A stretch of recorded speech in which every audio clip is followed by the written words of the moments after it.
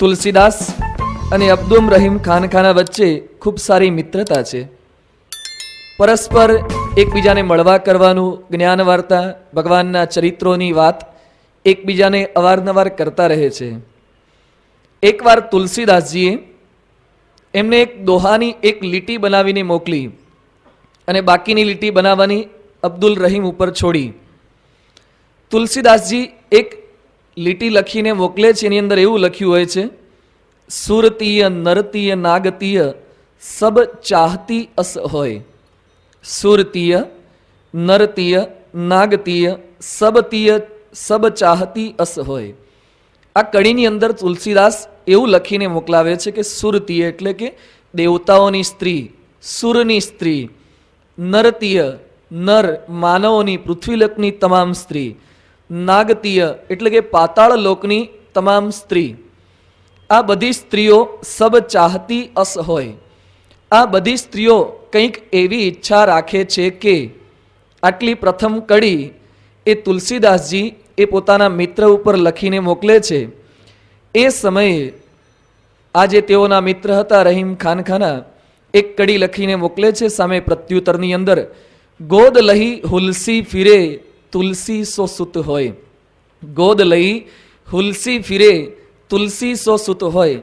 સુરતીય નરતીય નાગતીય ત્રણ સ્ત્રીના મનની અંદર એવી ઈચ્છા રહે છે કે હુલસી જેમ પોતાના ખોળામાં તુલસીને લઈને ફરતી હતી એવો તુલસી જેવો પુત્ર અમને પણ પ્રાપ્ત થાય. તુલસીદાસનો પ્રભાવ એક મુસ્લિમ કવિ, એક મુસ્લિમ લેખક ઉપર કેટલો પડ્યો છે કે એના મનની અંદર પણ આવી કંઈક ભાવના જાગૃત થઈ કે તુલસીદાસની ઈચ્છા, તુલસીદાસ જેવા પુત્રની ઈચ્છા એ તમામ સ્ત્રીઓને રહ્યા કરે છે.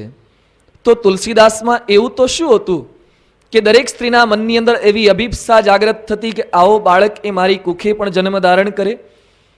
તુલસીદાસે રામચરિત માનસની ખૂબ જ અણમોલ ભેટ આ ભારત વર્ષને, હિન્દુ સમાજને, માનવ જાતિને આપી છે. પરંતુ તે પૂર્વે તુલસીદાસનું પૂર્વજીવન સમજવાનો ગઈકાલથી આપણે કેટલોક પ્રયાસ કરતા હતા. જ્યાં સુધી વ્યક્તિના જીવનને ન જાણીએ ત્યાં સુધી એના શબ્દોનો પ્રભાવ અને પ્રતાપ એટલો આપણા મનની અંદર છવાઈ જતો નથી. તુલસીદાસ પૂર્વે કામી હતા, પરંતુ પોતાની સ્ત્રીના એક શબ્દે તેઓને રામી બનાવ્યા. કામાસક્ત પુરુષને તેઓએ રામાસક્ત બનાવ્યા. રામની અંદર તેઓ જોડાઈ ગયા છે. અનહદ જોડાણ તેઓનું રામની અંદર બની ચૂક્યું છે. પત્નીનો ત્યાગ કરી સંન્યાસીનો, સાધુનો વેશ ધારણ તેઓએ કરી લીધો છે. ફરતા ફરતા તેઓ જગન્નાથપુરીની અંદર પધાર્યા. આ બાજુ તુલસીદાસે જેઓ ગૃહત્યાગ કર્યો અને થોડાક દિવસોમાં જ તેઓના પત્નીએ પણ દેહત્યાગ કરી લીધો. સંતો, કથાકારો કહે છે કે તેઓના પત્ની એ બીજું કોઈ નહીં પરંતુ સરસ્વતી દેવી સ્વયં તેઓની સાથે તેઓને પ્રેરણા આપવા માટે જ નારીનું સ્વરૂપ ધારણ કરીને આવ્યા હતા. અને તેઓને સરસ્વતી દેવીનું જ કામ, ગ્રંથ લેખનનું કાર્ય એ તુલસીદાસ કરી શકે એટલા માટે ત્યાગાશ્રમ ગ્રહણ કરે એવા કંઈક શબ્દો મારી અને પુનઃ સ્વધામ સીધાવી ગયા. આવી પણ એક લોક માન્યતા તુલસીદાસની પત્ની રત્નાવલીના જન્મ અને મરણ વિશે લોકની અંદર પ્રવર્તે છે. તુલસીદાસ ત્યાર પછી જગન્નાથપુરી પધાર્યા. ત્યાં સ્વહસ્તે તેઓએ વાલ્મીકી રામાયણની હસ્તપ્રત પોતે ઉતારી 24,000 શ્લોક એ તુલસીદાસજીએ જાતે એ પોતે કાગળની અંદર ઉતાર્યા. ત્યાર પછી આ પ્રત પોતાની સાથે લઈ અને સમગ્ર ભારત વર્ષની પરિક્રમા યાત્રા કરવા માટે નીકળ્યા. 15 વર્ષ સુધી તુલસીદાસે ભારતના તમામ તીર્થ સ્થાનોની તેઓએ યાત્રા કરી. 15 વર્ષ યાત્રા કર્યા પછી પુનઃ તેઓ અયોધ્યાની અંદર પધાર્યા છે. ભવનની અંદર તેઓ ચતુર્માસ ગાળવા માટે પધાર્યા છે. તુલસીદાસ એક સ્થાનની અંદર રોકાયા છે. પ્રાતઃકાળે શૌચ વિધિ માટે તેઓ પધારતા. એ વખતે પોતાની સાથે કળશો કે લોટો લઈને જે જળ લઈને જતા હોય, પછી થોડું ઘણું કંઈ પ્રવાહી જળ વધતું હશે તેઓ એ બોરડીના વૃક્ષની અંદર, થડની અંદર રેડી દેતા હતા. જે કંઈ પાણી વધે એ વૃક્ષોને પ્રાપ્ત થાય એવા શુભાશયથી તુલસીદાસ બોરડીના થડની અંદર આ પાણી રેડતા. કેટલાય દિવસો વીત્યા. એ થડ, એ બોરડીના ઝાડ ઉપર કેટલાક પ્રેત, કેટલાક ભૂત રહેતા હતા. એમાંથી એક ભૂત પ્રસન્ન થયું, કારણ કે એને પણ કંઈ તરસ લાગતી હશે અને આને થડની અંદર પાણી રેડતા હતા. એ પાણીનો એક તેઓને સબળ આધાર મળી જતો હતો. એટલે એની તૃષા છીપતા એ પ્રેત એકવાર તુલસીદાસ ઉપર પ્રસન્ન થયું, પ્રગટ થયું અને કહે છે, માગ મારી પાસે જે કંઈ જોઈએ એ માગી લે. એ વખતે તુલસીદાસ તો રામાસક્ત બની ચૂક્યા હોય છે. એ કહે છે, મને રામના દર્શનની ઈચ્છા છે. પેલું પ્રેત કહે છે, આ અમારી શક્તિ બહારની વાત છે, આ અમારા વિસ્તારની વાત નથી, આ અમારી શક્તિમાં, આ અમારી સામર્થ્ય નથી. રામના દર્શન હું પોતે નથી કરી શકતો, તો તને કઈ રીતે દર્શન કરાવું? તુલસીદાસ અતિશય આગ્રહ કરે છે કે જો ખરેખર આપ પ્રસન્ન થયા હો, જો મને ખરેખર આપ કંઈ આપવા માગતા હો, તો મને રામના દર્શન વહેલી તકે થાય એવી કંઈક કૃપા વર્ષા મારા ઉપર કરો. એ વખતે ભૂતપ્રેત પોતે કહે છે કે હું તો રામના દર્શન ન કરાવી શકું, પરંતુ જ્યારે જ્યારે અહીંયા અયોધ્યામાં રામાયણની કથા થતી હશે, ત્યાં રામાયણની કથા સાંભળવા માટે હનુમાનજી સ્વયં પધારે છે. અને કહેવાય છે ને, દ્રઢ માન્યતા છે અને વિશ્વાસ છે દરેકને કે જ્યારે જ્યારે રામકથા થતી હોય ત્યારે હનુમાનજી પોતે અવશ્ય પધારતા હોય છે. કેટલાક લોકો પ્રશ્ન પૂછે તો આપણને દેખાતા કેમ નથી? હનુમાનજીને આટલા બધા વર્ષો વીતી ગયા છતાં પણ હનુમાનજી પ્રગટ કેમ ન રહે?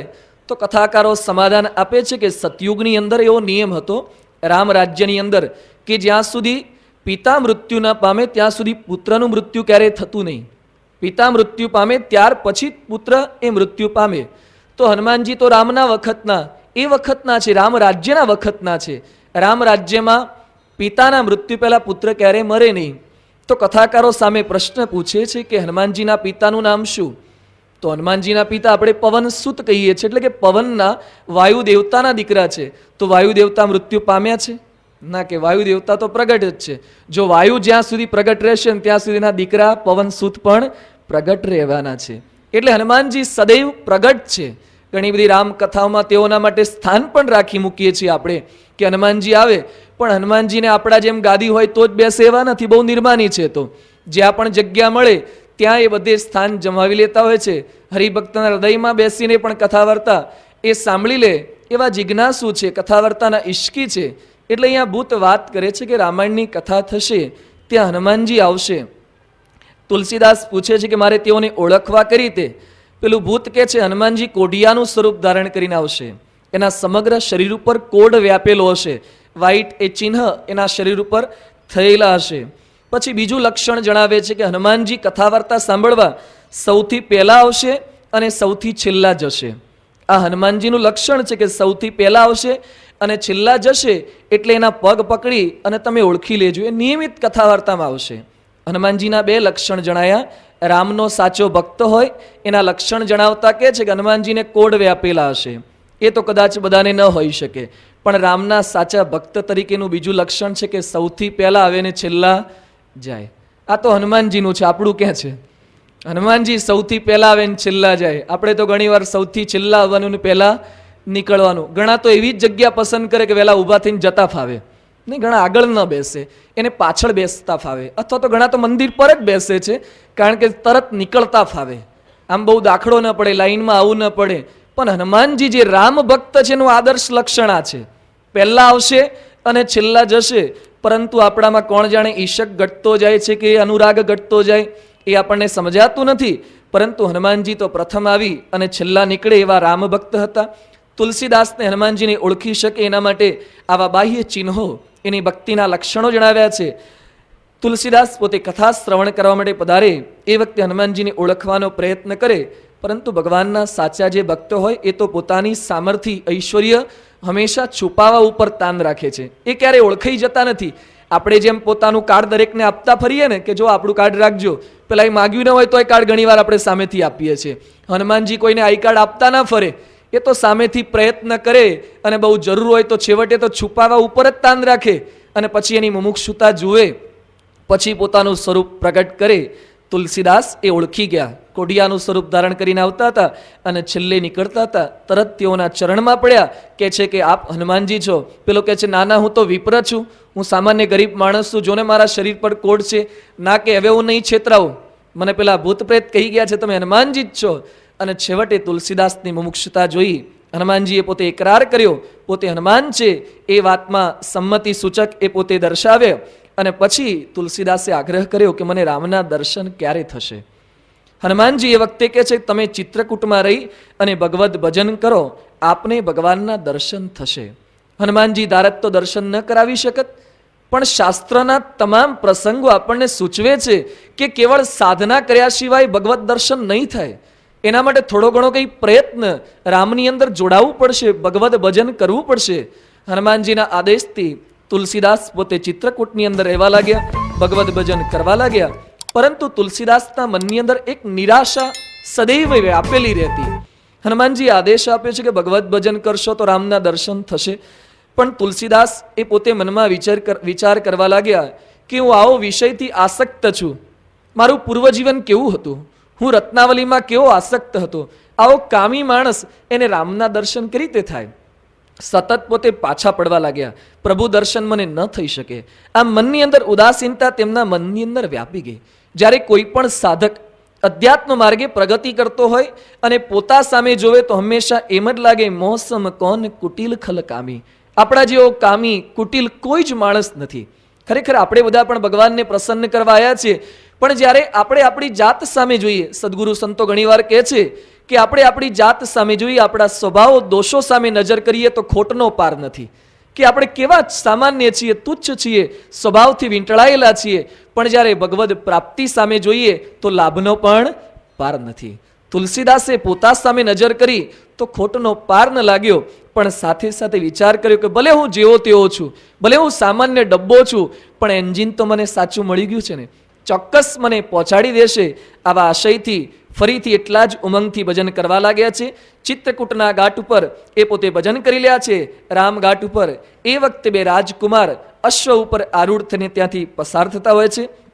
તુલસીદાસ તેઓના સૌંદર્યથી મુગ્ધ થયા પણ ઓળખી ન શક્યા. થોડોક સમય વીત્યો, હનુમાનજીએ પુનઃ દર્શન દીધા. તુલસીદાસ કહે છે આપે આદેશ આપ્યો હતો કે રામ ભજન કરશો તો રામના દર્શન થશે. આટલા સમયથી ભજન કરું છું પણ રામના દર્શન કેમ થતા નથી? એ વખતે હનુમાનજી કહે છે કે શું બે રાજકુમારોને આપે જોયા નહીં? હા કે એ તો જોયા. તો એ જ રામ અને લક્ષ્મણ હતા. દેખાયા પણ ઓળખી શકાયા નહીં. ભગવાન આપણી નજર સમક્ષ હોય છે પણ ઓળખવા માટેની પણ કંઈક આંખ જોઈએ. જેમ વિજ્ઞાનની અંદર, બાયોલોજીની અંદર બેક્ટેરિયા અને વાયરસ જોવા માટે પણ માઇક્રોસ્કોપ જોઈએ છે. એની વિઝન વગર આપણે જોઈ શકતા નથી. આપણા શરીરની અંદર આપણું હાડકું કંઈ ભાંગેલું હોય તો ડૉક્ટર આપણા શરીર ઉપર હાથ ફેરવે અથવા તો આપણો આ ફોટોગ્રાફ જોવે તો એમાં કંઈ પકડાઈ ન શકે. એના માટે એક્સરે લેવો પડે છે. હૃદયની અંદર બ્લોકેજ હોય તો એના માટે જુદા સાધન, એના ટેસ્ટ જુદા હોય છે. મગજની અંદર બ્રેઇનમાં ટ્યુમર હોય તો એના સાધન જુદા હોય છે. કેવળ આપણા ચર્મચક્ષુ દ્વારા હૃદયની ગાંઠ પકડી શકાતી નથી, મગજની ગાંઠ પકડી શકાતી નથી. તો પૂર્ણ પુરુષોત્તમ આ ભગવાનની અવતારાદિકના દર્શન કેવળ આપણી આંખ દ્વારા ન કરી શકીએ. એના માટે દિવ્ય દ્રષ્ટિ જોઈએ. જેને ભગવાનના દર્શન થયા પણ દિવ્ય દ્રષ્ટિ નહોતી, એના મનની અંદર પાછો ખાલી પોતો રહ્યો જ છે. મહાભારતમાં પ્રસંગ આવે છે નારદજી અને યુધિષ્ઠિરનો. નારદજી પોતે યુધિષ્ઠિરને કહે છે કે પ્રહલાદે ભગવાનની સાચી ભક્તિ કરી તો એના બાપના વિરોધમાંથી મુક્ત કરવા માટે સાક્ષાત નૃસિંહ ભગવાન કેવળ એક ભક્ત માટે જ પોતે પ્રગટ થયા. એક ભક્ત માટે સાક્ષાત ભગવાને અવતાર ધર્યો હોય એવા પ્રહલાદજી છે. જ્યારે યુધિષ્ઠિરે આ વાત સાંભળી, યુધિષ્ઠિર એકદમ રડવા જેવા થઈ ગયા. યુધિષ્ઠિર કે પ્રહલાદે આટલું કષ્ટ સહન કર્યું, એમના માટે સ્પેશિયલ નૃસિંહ અવતાર થયો અને અમારા માટે કંઈ જ નહીં. યુધિષ્ઠિર એકદમ દુઃખથી મગ્ન બની ચૂક્યા. એ વખતે નારદજી પોતે સમજાવે છે, અહો નૃલોકે બત ભૂરી ભાગા લોકમ પુનાના મુનયો બિયંતી એશામ ગૃહાના વસતીતિ સાક્ષાત ગૂઢમ પરમ બ્રહ્મ મનુષ્યલિંગમ. હે યુધિષ્ઠિર, તું જે શોક કરે છે, તું પ્રહલાદ માટે નૃસિંહ પ્રગટ થયા અને મારા માટે કાંઈ નહીં, પણ અરે મૂર્ખ, તારા ઘરમાં શ્રી કૃષ્ણ વસે છે, પરબ્રહ્મ તો તારા ઘરની અંદર વસે છે. યુધિષ્ઠિરની પાસે, પાંડવોની પાસે કૃષ્ણ હતા પણ ઓળખી ન શક્યા. યુધિષ્ઠિર તો દૂરના સગા થતા હતા. કૃષ્ણ ભગવાનના પોતાના દીકરા યાદવો એ પણ ન ઓળખી શક્યા. યદવ દુર્ભગોબત લોકો એમ યદવો નિતરામ અપી. દેવતાના જેમ કોલસા થાય એમ કૃષ્ણ ભગવાન પોતે દેવતા હતા, ભગવાન હતા, પણ એના દીકરા એ સાક્ષાત ભગવાનને પોતે ઓળખી ન શક્યા. જેમ મા બાપની ઓળખ પોતાના સંતાનને કરાવે છે એમ એવા કોઈ પ્રગટ સંત જોઈએ. આપણી નજર સમક્ષ ભગવાન તો પસાર થતા જ હોય, પરંતુ એમાં આપણને મનુષ્ય ભાવ હોય. આપણા જેવો ભાવ તેઓની અંદર પરઠીએ ત્યારે આવા સંત આપણને ભગવાન ઓળખાણ કરાવે છે. એટલે જ તો પૂર્ણ પુરુષોત્તમ ભગવાન સ્વામિનારાયણ આ પૃથ્વી પર આવ્યા. એમણે વિચાર કર્યો કે અક્ષરધામનું તખ્ત, એના પરથી હું અહીંયા પૃથ્વી પર આવું છું તો ઘણા બધા લોકો જો ઓળખી નહીં શકે તો મારો દાખલો એ નિષ્ફળ જશે. એટલે પોતાની સાથે ઓળખાણ કરાવનાર એવું એક દિવ્ય તત્વ અક્ષર બ્રહ્મ એને પોતાની સાથે લઈને આવ્યા. પ્રથમના 71ના વચનાવૃતની અંદર મહારાજે આ વાતનો નિર્દેશ કર્યો છે અને ગુણાતીતાનંદ સ્વામીએ એ મહારાજની યથાર્થ ઓળખ કરાવી. આજે સ્વામિનારાયણ સંપ્રદાયના ઘણા બધા ફાંટા છે, ઘણા બધા પોતપોતાની રીતે સ્વામિનારાયણનું જ ભજન કરે છે, પણ ગુણાતીત સંતના સાનિધ્ય વગર એ મહારાજ સર્વોપરી છે, અવતારથી અધિક છે, અક્ષરધામના અધિપતિ છે, તેમની ઈચ્છાથી અન્ય અવતારો થાય છે. આવી માન્યતા આ ગુણાતીત સંતના યોગમાં જે કોઈ આવ્યો હોય એ જ માની શકે. બાકીના બધા તો ભગવાન સ્વામિનારાયણને અન્ય અવતાર જેવા જ માની બેસે છે. ભગવાન આપણી નજર સમક્ષ હોય પણ એને ઓળખી ન શકાય. તુલસીદાસની પણ કંઈક એવી હાલત અહીંયા થઈ. એની નજર સમક્ષથી રામ અને લક્ષ્મણ પસાર થઈ ગયા પણ ઓળખી ન શક્યા. હનુમાનજીએ દિવ્ય દ્રષ્ટિ આપી.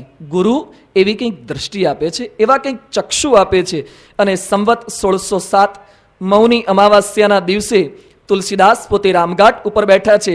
સંતોને તુલસીદાસ ચંદન ઘસી ઘસીને એ ચંદનની અર્ચા તેઓના બાલ ઉપર તિલક દ્વારા એ પોતે કરી રહ્યા છે.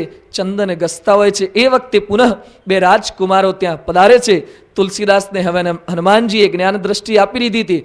તુલસીદાસ હવે ઓળખી ગયા કે ચોક્કસ આ રામ અને લક્ષ્મણ જ છે, ઓળખી ગયા. પરંતુ ભગવાનના દર્શન થતાં જ એકદમ મૂર્છિત બની ગયા. આનંદનો અતિરેક તેઓના મનની અંદર વ્યાપી ગયો. એ વખતે રામ પોતે તુલસીદાસને કહે છે, બાબા શું અમને પણ ચંદન કરી આપશો? અમારા બાલની અંદર પણ ચંદનની અર્ચા આપ કરી દેશો? રામના મુખમાંથી આવા શબ્દો નીકળ્યા, એકદમ વશ કરી દેવા શબ્દો સાંભળી અને તુલસીદાસ પોતે મૂર્છિત થઈ ચૂક્યા છે, ભાવ વિભોર બની ગયા છે. ત્યાર પછી તો તુલસીદાસજીએ જે ચંદન ઘસેલું હતું એમાંથી રામ અને લક્ષ્મણે જાતે અર્ચા કરી લીધી, તિલક કર્યા અને ત્યાર પછી અંતર્ધાન થઈ ગયા. કવિઓ લેખકો લખે છે કે એ સમયે આ ઘટનાના સાક્ષી હનુમાનજી પોતે સ્વયં હતા. બાજુમાં એક વૃક્ષ ઉપર પોપટ સ્વરૂપે, શુક સ્વરૂપે હનુમાનજી પોતે પ્રગટ હતા. તેઓએ આ ઘટના જોઈ અને પછી પોતે બોલ્યા કે ચિત્રકૂટ કે ઘાટ પર ભઈ સંતન કી ભીર, તુલસીદાસ ચંદન ઘસે તિલક કરે રઘુવીર. તુલસીદાસ એ ચંદન ઘસે છે અને રઘુવીર એ પોતે તિલક કરી રહ્યા છે. ત્યાર પછી રામ અને લક્ષ્મણના ગયા પછી હનુમાનજી પોતે પ્રગટ થયા અને કહે છે કે તમને રામ અને લક્ષ્મણના દર્શન થઈ ચૂક્યા ને? તુલસીદાસ કહે છે કે આ દર્શન કાયમ થાય એવું કરો ને, કે અખંડ દર્શન થાય એવું કંઈક તમે કરી આપો. હનુમાનજી કહે છે આ તો સેમ્પલ ચખાડ્યું નહીં, ટેટી કે તરબૂચ લેવા જઈએ ત્યારે એક ડગડી કાઢીને બતાવે એ કે આ તો મેં મારી કૃપાએ કરીને તમને બતાવ્યું, બાકીનું જો ખાવું હશે તો પૈસા ચૂકવવા પડશે. નહીં, આપણને સહેજ સહેજ ચખાડે, પણ ચખાડ્યા પછી પણ આપણે કંઈક કાયમ માટે પોતાનું કરવું હોય તો કંઈક કિંમત ચૂકવવી પડે છે. તુલસીદાસ કહે છે શું કિંમત ચૂકવવી પડે? એના માટે ભગવદ્ ભજન અખંડ કરવું પડશે. આપણને જે કંઈ દર્શન થાય છે, આજે પ્રમુખ સ્વામી મહારાજ જેવા સંતના દર્શન થાય છે, કેવળ એમની કૃપા છે. આપણું કોઈ બીજું અન્ય સાધન નથી, અન્ય સાધના કંઈ જ નથી. પણ એને અંતરમાં એ મૂર્તિને ધારવી હોય, અખંડ આપણા નયન ગોચર એને કરવા હોય તો એના માટે તો સાધન કંઈક જુદા કરવા પડે. મધ્યના 48મા વચનાવૃતની અંદર પ્રેમાનંદ સ્વામીના પદ, વંદુના પદ ગવાયા. એ વખતે મહારાજ પોતે અતિશય પ્રસન્ન થઈ ગયા. જે સંતને અમારી મૂર્તિનું આવું સ્મરણ છે, રટણ છે, એ સંતને તો ઊભા થઈને સાક્ષાત દંડવત પ્રણામ કરીએ એવું મનની અંદર, અમારા મનની અંદર ભાવના જાગૃત થાય છે. સંત સ્વામી આ પ્રસંગનો ઉલ્લેખ કરીને અવારનવાર કહેતા કે પ્રેમાનંદ સ્વામી ઉપર મહારાજે રાજીપો બતાવ્યો. ત્યાર પછી પ્રેમાનંદ સ્વામીએ મહારાજને કીધું કે મહારાજ આવો ને આવો રાજીપો આપનો અખંડ રહે અને આપની મૂર્તિ મારી આંખ સામેથી ક્યારેય ખસે નહીં, એવી કંઈક કૃપા કરો. તો મહારાજ બોલ્યા કે પ્રેમાનંદ એના તો સાધન જુદા, કેવળ એ વંદુના પદ રચવાથી નહીં થાય, એના માટે તો પોતાને અક્ષરરૂપ માનવું પડશે, ગુણાતીત સંતનો સમાગમ કરવો પડશે અને ત્યાર પછી આ મહારાજની મૂર્તિ અખંડ રહેશે. તુલસીદાસજીને હનુમાનજી પણ કંઈક એવી જ વાત પોતે સમજાવે છે કે સતત સંતનો સમાગમ રાખવો પડશે. ત્યાર પછી એ ભગવદ ભજનની અંદર મસ્ત રહેશો તો તમે એ ભગવાનનું અખંડ દર્શન પામી શકશો. હનુમાનજીના આદેશ પ્રમાણે તુલસીદાસ પોતે ભજનની અંદર રત રહેવા લાગ્યા છે. જુદા જુદા સંતો મહંતો પણ તેઓના યોગમાં આવવા લાગ્યા છે. ભક્ત સુરદાસ પણ તુલસીદાસના સમકાલીન હતા અને તે પણ અવારનવાર તુલસીદાસજી પાસે સમાગમ કરવા માટે કામદગીરીના નિવાસે પોતે પધારતા હતા. એકવાર કંઈક ઘટના એવી બની કે મીરાબાઈ પણ કહેવાય છે કે તુલસીદાસના સમકાલીન હતા, તે જ કાળની અંદર ભક્ત બની ચૂક્યા. મીરાબાઈએ તુલસીદાસને પોતે પત્ર લખે છે. મીરાબાઈ તો મેવાડના રાણી હતા, તેમને શું તકલીફ કે કંઈક આર્થિક હાનિ કે એવું શું હોઈ શકે, પરંતુ મીરાબાઈ પોતાની વ્યથાને વાચા આપતા એ પત્રની અંદર તુલસીદાસને લખે છે, ઘર કે સ્વજન હમારે જેતે સબન ઉપાધિ બઢાઈ, સાધુ સંગ અરુ ભજન કરત માહી દેત કલેશ મહાઈ, बालपने से मीरा किन्ही गिरधर लाल मिताई, सो तो अब छूटे नहीं क्यों हूँ लगी लगन बरियाई, हमको कहा उचित करियो है ए लिखियो समुजाई. મીરાબાઈ એ તુલસીદાસને સંબોધન કરીને લખે છે કે હું બાળપણથી જ ગિરધર સાથે જોડાયેલી છું, કૃષ્ણના ભજનની અંદર હું એકદમ આસક્ત બની ચૂકી છું, પરંતુ મારા ઘરના સ્વજન, મારા સગાવાલા એ જ મને ભગવાનનું ભજન કરવા દેતા નથી, તો મને કહો હમકુ કહા ઉચિત કર્યો હે, મારે કયું પગલું ભરવું જોઈએ મને સમજાવો. આપણે જ્યારે કંઈ ભગવાનના ભક્તોના આખ્યાનો ચરિત્રો સાંભળીએ છીએ ત્યારે આપણને લાગે છે કે અનાદિકાળથી ભગવાનને ભક્તોને નડતા જ આવ્યા છે કેટલાક લોકો, સદૈવ આજ સુધી પણ જોજો સભામાંથી પણ ઘણા ભક્તોને કોઈક ને કોઈક નડનારું તો હશે જ. સદૈવ મીરાથી માંડીને હંમેશા જે કંઈ ભગવાનનું ભજન ભક્તિ કરશે એને કંઈક ને કંઈક લોકો એ વિઘ્ન કરતા જ આવે છે. પ્રહલાદને એના બાપે વિઘ્ન કર્યું, નરસિંહ મહેતાની નાતે વિઘ્ન કર્યું, સદૈવ વિઘ્ન કરતા જ આવ્યા છે. અમદાવાદમાં આપણા ભક્ત હતા ડોસાતાઈ, મુસ્લિમ ભક્ત હતા, પણ મહારાજના અનન્ય ઉપાસક બન્યા તો એને ઘરની અંદર પૂરી દે, જમીનમાં ખાડો કરીને અંદર દાટી દે, આટલો બધો ત્રાસ એ આ ડોસાતાઈને આપતા. બીજા મહારાજના બાઈ ભક્ત હતા કડવીબાઈ, તેઓનું નામ હતું. મહારાજનું ભજન ભક્તિ કરે, મહારાજનો સમાગમ કરવા માટે ગઢપુર પોતે ચાલ્યા જાય તો એના પતિને આ મંજૂર ન હતું. ભગવાનના ભક્ત બને એનો વિરોધ એનો પતિ આસુરી વૃત્તિનો હતો. તો કડવીબાઈ રાત્રે સૂવે તો એનો પતિ એ પોતાના ખાટલાનો પાયો, એક પાયો કડવીબાઈની છાતી પર રાખીને સૂવે. હવે એનું વજન 3 મણ જેટલું તો હશે જ ને, અને ખાટલાનું બીજું વજન, પેલી બાઈની છાતી ઉપર આખી રાત ખાટલાનો પાયો મૂકી રાખે. આવી આસુરી વૃત્તિના પણ માણસો આ લોકની અંદર હોય છે. પોતાના બાળકને મારી નાખે એવો જગામેડીનો પેલો બાપ, છોકરો સ્વામિનારાયણનું ભજન કરતો તેમાં શું ખોટું કરતો હતો, છતાં પણ આજે લોકમાં જોજો સ્વામિનારાયણ થાય ને તો જાણે આપણે કોઈકનો બાપ માર્યો હોય, આપણે કોઈકનું ખૂન કરી નાખ્યું હોય, બ્રાહ્મણને મારી નાખ્યા હોય, ગાયની હત્યા કરી નાખી હોય, અલ્યા તમે સ્વામિનારાયણ થઈ ગયા, જાણે આપણે કંઈક ખોટું કરી નાખ્યું હોય. જ્યારે કોકની છોકરીને લઈને ભાગી જાય, પાનના ગલ્લે આખો દાડો ઊભો રહેતો હોય, આખો દાડો ફિલ્મ જોયા કરે, એમાં કોઈને કાંઈ જ વિરોધ હોતો નથી. આગુ પાછું ગામમાં કેટલુંય કરતો હોય, કેટલાય બોટલમાં પૂરીને બૂચ મારતો હોય, એની સામે કોઈને કંઈ જ વાંધો નથી. પણ જેવો મંદિરે આવતો થશે, કંઠી ધારણ કરશે, તિલક ચાંદલો કરશે, એમાં લોકોને પ્રશ્ન થતો હોય છે. જાત જાતનો વિરોધ. આજે ઓફિસમાં નોકરી કરવા જઈએ તો બોસ વિરોધ કરે. પેલા ગણેશ ચલોડી આપણા ખાંભડાના પ્રભુભાઈનો દીકરો છે, એ કંઈક પેલી ડાયમંડ કંપની અંદર જોડાવા ગયા, 15,000 તો મેનેજર તરીકે પગાર આપવાના હતા, પણ આને તિલક ચાંદલો કર્યો હતો. તો પેલા માલિકે શું વાત કરી, જો તિલક ચાંદલો ભૂસી નાખે તારો પગાર ડબલ કરી આપું. હવે તને તિલક ચાંદલો નડે છે શું કરવા ખોટે ખોટો તિલક ચાંદલાના બદલામાં 15,000 વધારાને આપવા માટે તૈયાર થાય છે? પણ ના, આ રીતે આવો પણ વિરોધ લોકો કરતા હોય છે. સ્કૂલમાં શિક્ષકો વિરોધ કરે તિલક ચાંદલાનો. મુંબઈમાં આપણો એક બાળક હતો, સ્કૂલમાં જતો હતો તો એના મેડમ તિલક ચાંદલો જોઈને પાછા ગુસ્સે થઈ જાય. છોકરાને કે શા માટે કરે છે? છોકરો પાછો શુરવીર હતો તો છોકરો કે તમે તમારા ગળામાં ક્રોસ કેમ પહેરો છો? મેડમ ક્રિશ્ચન હતી તો કે ક્રોસ કેમ પહેરો છો? એ કે આ તો મારા ક્રાઇસ્ટની નિશાની છે, તો મારા કપાળમાં મારા સ્વામિનારાયણની નિશાની છે. પેલી મેડમ કે આવતીકાલથી ભૂસીને આવજે. છોકરો કે આવતીકાલથી ક્રોસ કાઢીને આવજો. તો હું પણ ભૂસીને આવીશ. 8મા ધોરણમાં ભણતો છોકરો, પણ જો હેરાનગતિ કેવી પેલા છોકરાની કરે છે. મેડમે ડસ્ટર લીધું, છોકરાના વાળ પકડ્યા અને બ્લેકબોર્ડ સાફ કરવાનું ડસ્ટર આવે એ છોકરાના કપાળની અંદર ભૂસે અને તિલક ચાંદલો આ રીતે આખા ક્લાસમાં અપમાન કરીને ભૂસી નાખે. હવે શું હેરાનગતિ કરવાની જરૂરિયાત છે? બાળકમાં શિક્ષક આવા સંસ્કાર નાખવા માટે તૈયાર થયા છે. આના માટે BSc BEd થયા છે. જે ભગવાનની ભજન ભક્તિ કરતા હોય, જે કંઈ ધર્મમાં માનતા હોય, એને કંઈક પ્રેરણા બળ આપવું જોઈએ. પણ આ તો પ્રમુખ સ્વામીનો છોકરો હતો, એમ કંઈ હિંમત થોડો હારે. એકવાર ભૂસી નાખ્યો, બીજા દિવસે કે બીજી વાર ભૂસી નાખ્યો. છોકરાને મનમાં થયું કે સવારના પૂરમાં પહેલા લેક્ચરમાં ભૂસી નાખે, આખો દાડો તિલક ચાંદલા વગરનો કોરો જાય, તો બીજા દાડે તિલક ચાંદલાની ડબ્બી લઈને જ ગયો. મેડમને કે ભૂસ્યા રાખો, તિલક કરે રઘુવીર કે તુલસીદાસ ચંદન ઘસે, તો અહીં તારે ભૂસ્યા કરો ને હું તિલક કર્યા કરીશ. મેડમ થાકી એને ફેલ કર્યો. એ વર્ષની અંદર 8મા ધોરણની અંદર હોશિયાર વિદ્યાર્થીએ તો છતાં પણ નપાસ કર્યો. આવું બધું પણ હેરાન કરવાના પ્રયત્ન. પછી તો સંતો દ્વારા તપાસને બધી થઈ અને 8મા ધોરણમાં સમગ્ર સ્કૂલમાં એનો 3જો નંબર હતો. મેડમના કંઈ સમાચાર નથી, સ્કૂલમાંથી સસ્પેન્ડ કરવામાં આવી છે, હવે ક્યાં ગઈ નક્કી નથી, પણ છોકરો તો હજી MBA થઈ ગયો છે. કહેવાનું શું કે ભગવાનનું ભજન ભક્તિ કરતા હોય એને પણ આવા જાત જાતના વિઘ્ન લોકો એ સદૈવ સતત એક કર્યા કરે છે. એમ અહીંયા મીરાબાઈને પણ આવા વિઘ્ન એના ઘરના માણસો એ સતત કર્યા કરે છે. હવે તુલસીદાસ શું પ્રત્યુત્તર આપે છે? જ્યા કે પ્રિય ન રામ બૈદેહી તજીએ તાહી કોટી બૈરીસમ જદ્યપી પરમ સનેહી.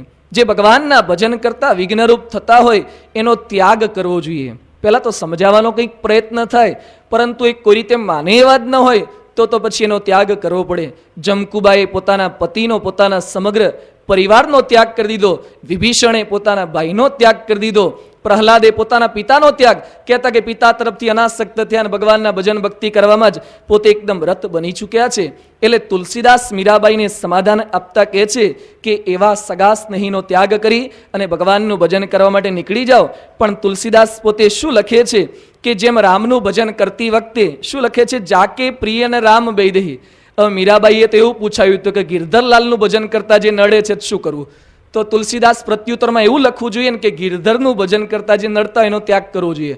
તો તુલસીદાસ એવું લખે છે કે રામનું ભજન કરતા, તો રામનું ભજન તો કરતા નહોતા, તો એમને નડતા કહેવાય જ નહીં. પણ પતિવ્રતાની ભક્તિ તુલસીદાસ અને મીરાબાઈ પોતાના પત્રના આધારે આપણને શીખવે છે. મીરાબાઈ ગિરધરમાં જોડાયેલા છે એટલે સંબોધન તો એવું જ કરે. જેમ કોઈ રામમાં માનનારો આપણા ઘરે પત્ર લખે તો શ્રી રામ જય રામ કેવી રીતે લખે, તો આપણે પછી પત્ર લખીએ તો આપણા ઈષ્ટદેવનું કંઈક નામ એ કંઈક આગળ આવવું જોઈએ. એમ અહીંયા તુલસીદાસ એ પોતાના ઈષ્ટદેવ એની વાત કરતા કે છે આમાં કોઈ અવતારાદિકનો વિરોધ નથી, નિષેધ નથી. હું જેમાં માનું છું, મને જેમાં મારું મન લાગ્યું છે એ જ મારા ઈષ્ટ અને અભિષ્ટ છે. એમાં કોઈ અન્ય સંપ્રદાયના અવતારાદિકના વિરોધ કરવાની એ વાત આવતી જ નથી. આ પૂર્વના જેટલા કંઈ ભક્તો થયા છે એ તમામના જીવનની અંદર આ પ્રકારની નિષ્ઠા, ભગવત નિષ્ઠા જોવા મળે છે. રામાયણની અંદર તુલસી કે વાલ્મીકીમાં પ્રસંગ નથી, પણ અન્ય રામાયણની અંદર એક પ્રસંગ આવે છે કે રામચંદ્ર ભગવાનનો રાજ્યાભિષેક થઈ ચૂક્યો છે, વનગમન પૂર્ણ થઈ ગયું, પાછા આવી ચૂક્યા છે, રાજા બની ચૂક્યા છે. ત્યાર પછી ફરતા ફરતા એકવાર મહાદેવજી પોતે અયોધ્યાની અંદર પધાર્યા. મહાદેવજી પધાર્યા એટલે રામ તેઓનો સત્કાર કરવા માટે હનુમાનજીને સૂચન કરે છે, ઈશારો કર્યો. હનુમાનજી રસોઈ કક્ષની અંદર ગયા અને ત્યાંથી કેસર મિશ્રિત દૂધ લઈને આવ્યા શિવજીને આપવા માટે. પણ હનુમાનજીએ દૂધનો પ્યાલો પોતાના હાથમાં હતો એ શિવજીને ન આપ્યો અને રામના હાથની અંદર ધર્યો. ત્યાર પછી રામ તો બુદ્ધિશાળી હતા એટલે રામ એ વખતે પ્રશ્ન ના પૂછે, મહેમાનની હાજરીમાં ખખડાવા ના મંડાય. પણ એ વખતે તો શિવજીને પ્યાલો એ રામે આપી દીધો. શિવના ગયા પછી રામે હનુમાનને પ્રશ્ન પૂછ્યો કે મેં તારી પાસે આગતા સ્વાગતા કરવાનું કીધું તો દૂધનો પ્યાલો શિવને તારે સીધો આપવો જોઈએ, તે મને કેમ આપ્યો? એ વખતે હનુમાનજી પોતે બોલ્યા કે મારા ઈષ્ટદેવ આપ છો, હું દૂધનો પ્યાલો આપું તો આપને આપું,